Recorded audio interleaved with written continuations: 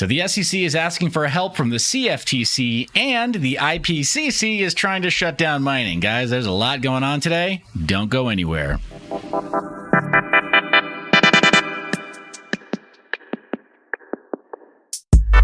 Welcome back to the channel. If you're not subscribed, click that button. What are you waiting for? It's free. Just as a reminder, nothing on this show is intended to be legal, financial, or business advice. We just cover markets. On that note, here's the Fear and Greed Index, current score of 52, up from yesterday's 48, but down from last week's score of greed at 60. What's going on here, guys? We're kind of riding a roller coaster. As you can see, it's only been a couple of weeks that we've been up from extreme fear, though, and largely that has to do with a correlation to the Bitcoin price.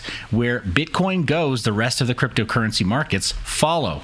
And this market cycle is no exception, even though there has been, in my estimation, a bit of price suppression, a bit of manipulation from larger institutional players. This time around, it's still true that wherever Bitcoin goes, the rest of the market tends to follow largely. There has been some decorrelation between Bitcoin, Ethereum, and some of the smart contract platforms. And there's also been, a much more obvious sign of suppression and, you can just see it right here, guys. This crazy stepping from last month. And then now, once we think we're going to break out towards $50,000, keep on getting rejected, right? Can't go too high in one direction or the other. Don't know what to make of this just yet, but clearly we have not quite hit a convergence event on the MACD, so we're not quite flipping bearish yet, but we are showing signs of a reversal maybe. Guys, this is not meant to be a TA show. I just like taking a look at where Bitcoin has gone so that we're not completely ignorant to the facts of what's happening in the market right now. I'm going to redraw these to go into more of an ascending triangle, and it's still just a channel here. If we can touch the bottom of these green candles here and keep that trend line going, maybe we still are on track to see that $50,000 Bitcoin. Maybe this formation here is more of a little breakout, and maybe it's just going back into a more reliable channel upward here, and maybe that's what we have to look forward to. Maybe this is our upward boundary here, our upward confidence line here. I don't think that we're out of the woods yet as far as Bitcoin moving up, but I do think that as we move closer and closer back to that $50,000 mark, that we're going to see signs of manipulation.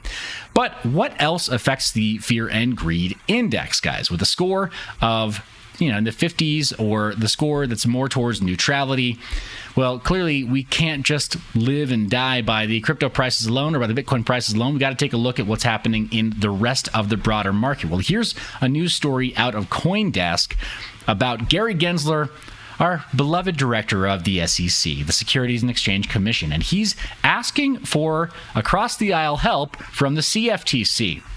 Because in his estimation, most platforms that include tokens, they fit the description of not only a security, but also a commodity.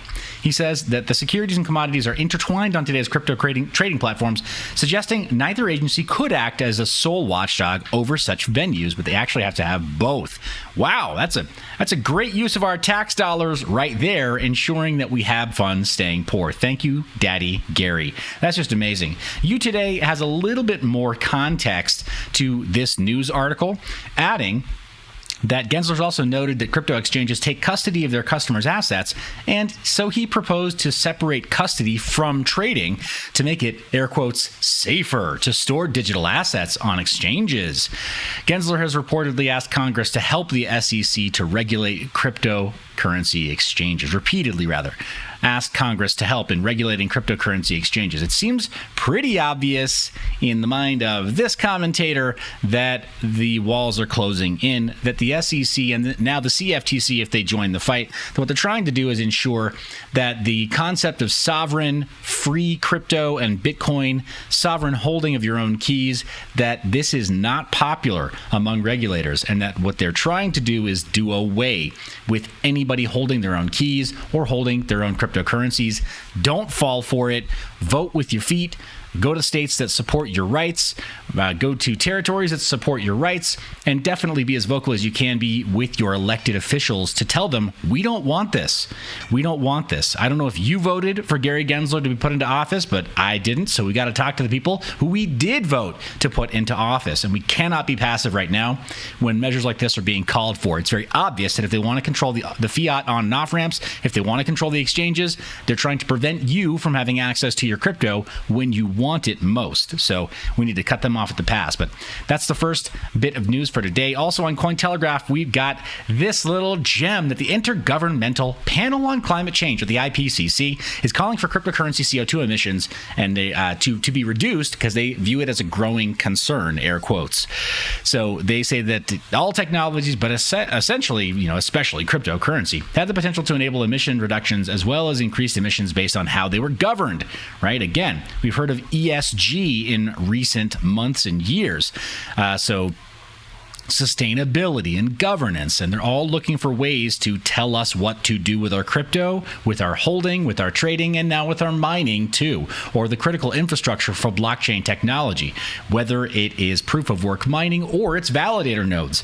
I think they're looking to try to get everybody on board with a cost reduction or a net reduction in the amount of power consumed in order to secure these networks. I'm not buying it, guys. This is Mind Your Biz's skeptical government episode. I just don't trust what the IPCC is saying here. But here's some data points. You have a representative saying large movements in information storage, processing, communication technologies, including artificial intelligence, will affect emissions. They can enhance energy efficient control, reduce transaction costs for energy production and distribution, improve demand side management, and reduce the need for physical transport. Oh, that's cool.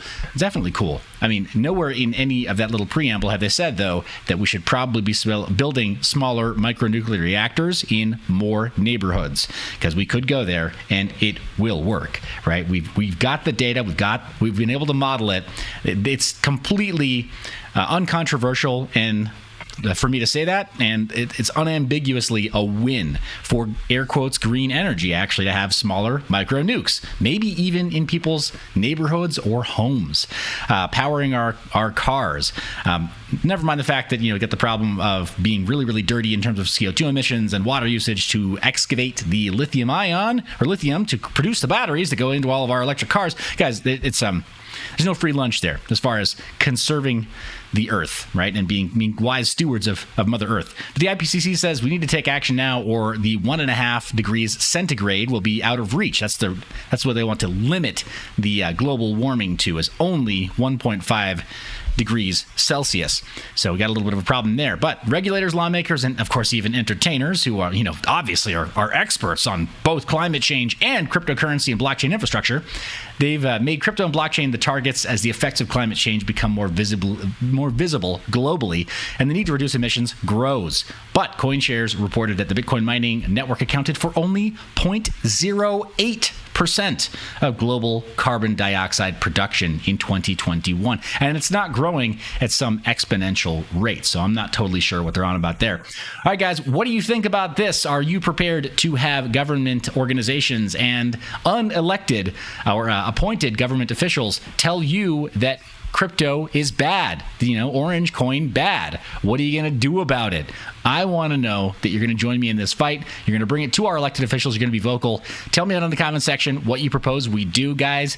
I think we need to follow up on this. We need to monitor it very, very closely, because the price action is one thing, but whether or not we are free to actually use our cryptocurrency is entirely another. Appreciate you watching to the end. You're the reason to make this media. I love your face, and I'll see you in the next one. Thanks for watching all the way to the end of the video. Remember to check out mineyour.biz, where you can sign up for Mine Your Biz Insiders, our occasional newsletter where we don't spam you, but we do send out occasional important information, including flash sales and important deals on privacy-preserving technology.